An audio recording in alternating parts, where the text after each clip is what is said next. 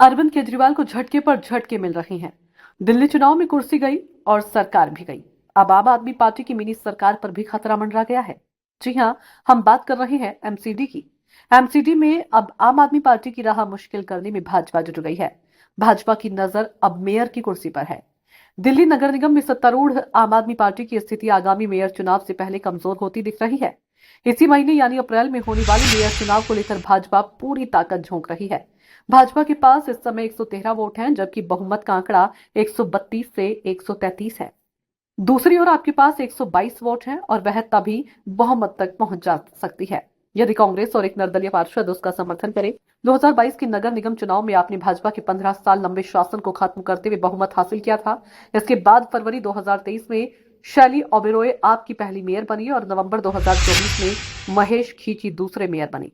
हालांकि पार्टी अपने चुनावी वादों पर खरा नहीं उतर पाई है। लैंडफिल हटाने, ठेके के कर्मचारियों को नियमित करने और पार्किंग समस्या के समाधान जैसे प्रमुख वादे अब तक अधूरे हैं। 2025 के विधानसभा चुनाव में आपको करारी हार मिली और उसकी सीटें 62 से घटकर 22 ही रह गई। इससे उसकी राजनीतिक स्थिति कमजोर हुई है। भाजपा अब एमसीडी में फिर से वापसी के लिए आश्वस्त नजर आ रही है। फिलहाल एमसीडी में 250 वार्ड हैं, जिनमें से 12 सीटें खाली हैं। इनमें 11 पार्षद विधायक बन चुके हैं और एक पार्षद कमलजीत सहरावत ने लोकसभा चुनाव जीत लिया।